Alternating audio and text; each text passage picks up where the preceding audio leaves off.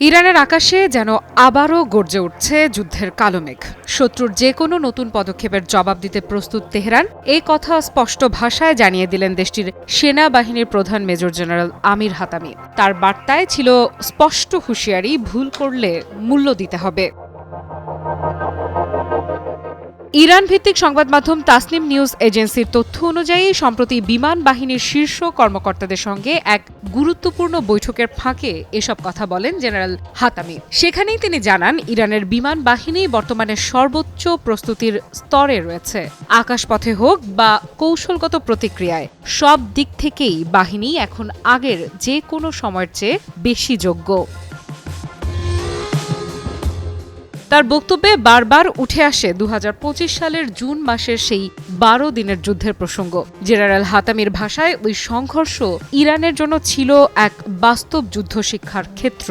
সেখানে পাওয়া প্রতিটি অভিজ্ঞতা, প্রতিটি ভুল আর প্রতিটি সাফল্য বিশ্লেষণ করে দ্রুত তা বাস্তবে প্রয়োগ করা হয়েছে।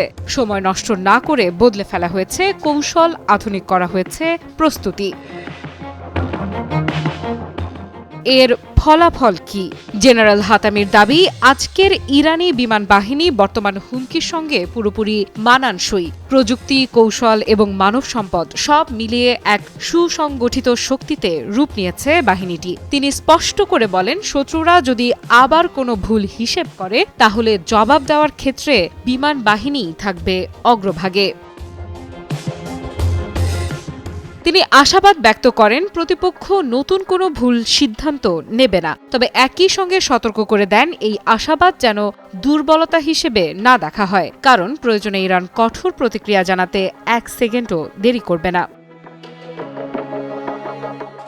আঞ্চলিক পরিস্থিতি নিয়ে কথা বলতে গিয়ে উঠে আসে পারস্য উপসাগরে মার্কিন নৌবহরের উপস্থিতির বিষয়টি। এ নিয়ে প্রশ্নের জবাবে জেনারেল হাতামি খানিকটা নির্লিপ্ত ভঙ্গিতেই বলেন, এটি নতুন কিছু নয়। ইসলামী বিপ্লবের পর থেকেই ইরান বহুবার মার্কিন যুদ্ধজাহাজ ও সামরিক ইউনিটের উপস্থিতি দেখেছে। বর্তমান অবস্থাও সেই পুরনো ছবিরই আরেকটি সংস্করণ।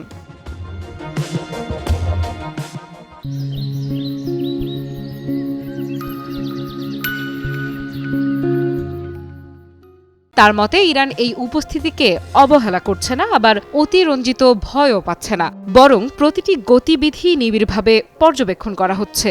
শত্রুর চোখের পলক পড়ার আগেই ইরানের নজর সেখানে পৌঁছে যাচ্ছে, এমনটাই ইঙ্গিত তার কথায়। আফরিদা ইফরাত, নিউজ 24।